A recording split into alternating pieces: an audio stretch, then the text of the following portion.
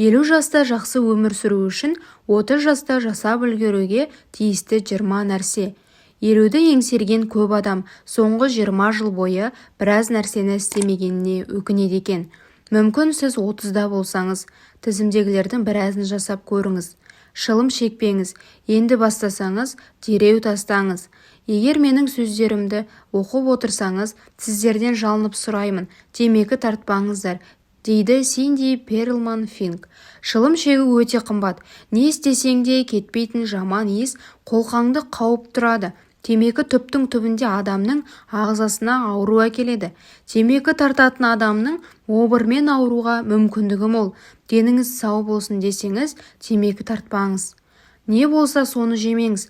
Адам мол табыс таба алады. Оны 20 жаста да, 30 жаста да, 40-та да, 50-де де, тіпті 70-те де табасыз.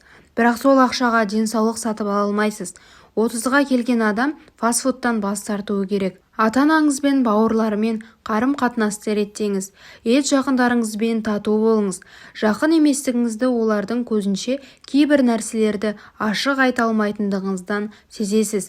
Бірақ отбасыдан артық сізді ешкім тани алмас.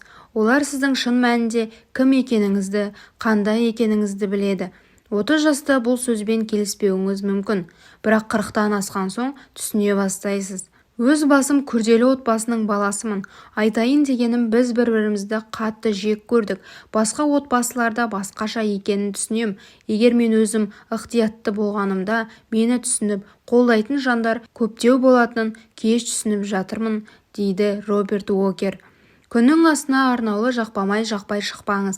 Ешкімді тыңдамайтынмын. Күннің астында көп жүретін адамның терісі тез қартаяды.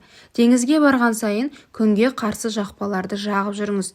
Әйтпесе сәл уақыттан соң қалай тез қартайғаныңызды көретін боласыз, дейді Синди Перлман Финк.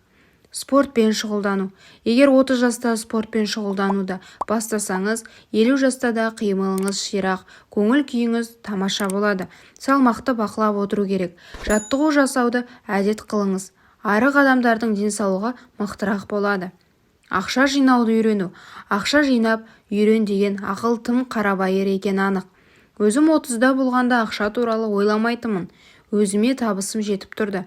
Бірақ уақыт өте келе баспана, баланың оқуы, зейнетке де ақша жинау керектігін түсінесің. Жас кезден үнемдеп үйрену пайдалы бір әдет болар еді, дейді Клифф Джилли. Қолда барға қанағат ету. Жетістікке жетуден гөрі осы сәтте дәл қазір өмір сүріп үйрену маңызды екен. Қазір қолда барға қанағат етсеңіз, миллионер болмай қаласыз. Бірақ миллионсыз ақ бақытты өмір сүресіз. Мүмкін жол жөнекей байып кетерсіз, бірақ көңіліңіз қалаған өмірді сүресіз. Ұлы мақсаттарды кейінге қалдырма. Үй алғыңыз келе ме? Бала сүйгіңіз келеді ме? Кітап жазуды арман етесіз бе? Екінші білім алуды ойладыңыз ба? Жұмысты ауыстыруды, кәсіп қылуды үйренгіңіз келеді ме? Жаңа аспапта ойнауды, елде жоқ тағам дайындауды, су астында жүзгіңіз келе ме? Саясатпен айналысқыңыз келе ме? Онда соның бәрін бүгін бастаңыз, дейді Билл Карвин. Ертеңге ештеңе қалдыруға болмайды. 30-дан асқан соң уақыт зулайды. Адам есейген сайын уақыты да жылдам өтеді. Арманыңа қол жеткізуді бүгіннен баста, әйтпесе кеш қаласың. Жайлы ұйықтап үйрен. Ұйықтайтын бөлмені қараңғылау керек. Теледидар көруге болмайды. Бір уақытта ұйықтап, бір уақытта тұрып, дағдыланудың пайдасы зор. Тіске күтім. Бүгіннен қалмай тіс дәрігеріне барыңыз. Тіс тазалайтын жіпті сатып алыңыз. Тісің барда тас шайна, тісің кеткен соң ас қайда. Тістен айырылған адам қатты қиналады. Тісті бүлінуден сақтау қиын. Тек саулығын аз ғана ұзартуға болады. Импланттар өте ыңғайсыз, әрі қымбат. Тісті күніне 2 рет фторсыз пастамен шаю керек. Бұл өте маңызды. Дүние жима, естелік жи. Сіздің тәжірибеңіздің нәтижесісіз. 50-ге келгенде бекер дүние жиюға көп уақыт кетіргеніңізге өкінесіз.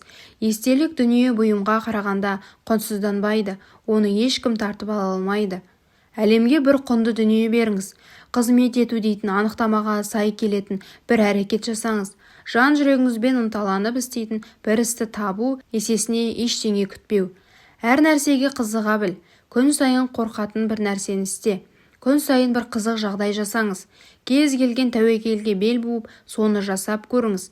Саяхаттаңыз, сақтық жасай бермей еркін өмір сүріңіз. Шамаңыз жетсе, парашютпен секіріп көріңіз.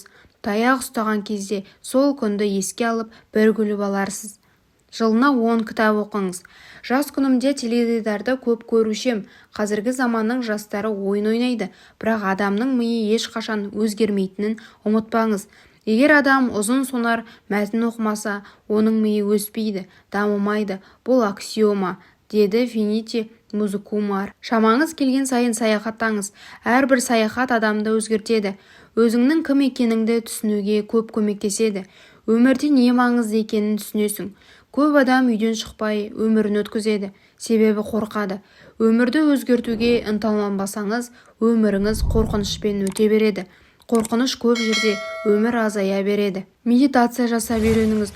Медитацияны шын жасай алған адамға оның берері ұшан теңіз. Медитацияға аз ғана уақыт кетеді. Медитацияның беретін өзгерісі ұлан ғайыр. Соңғы 50 жылдан бергі жасалған ғылыми зерттеу жұмыстары медитацияның күш-қуатын дәлелдеді. Өзіңді өзгемен салыстырма. Бетіңізді әжім басқан кезде сауық кешке барудың еш қызығы болмай қалады. Өзгелерді өзіңе қаратуға тырыспайсың. Адам өзін тануды дәл қазір бастауы керек. Ол үшін 40-не, 50-не жасты күтіп керек емес. Күнделік жазыңыз. Сіздің жүрегіңізді дір еткізген сәттерді қағаз бетіне түсіріп отырмасаңыз, олар ұмытылады. Сол сәттерді 10 жылдан кейін оқудың өзі ғажабы бар. Компьютерге жазып суреттермен әсемдеңіз. Ата-анаңыздың ондай мүмкіндігі болмады. Сіздің заман ілгері. Сосын өзіңізге рахмет айтатын күн туады. Баспаналы болыңыз. Не үй, не пәтер сатып алыңыз. Ақша жұмсаудың ең тиімді тәсілі. Әйтпесе, 50-ге келіп үй мәселесін шешуге тура келеді. Достасып үйреніңіз. Өзіңіздің ең артық қалыбыңыз ретінде қабылдайтын адамдарды тауып алыңыз. Өзінің өнегесімен сізді жекпе-жекке шақыратын адамдармен достасыңыз. Олардың бар жақсылығын үйреніңіз.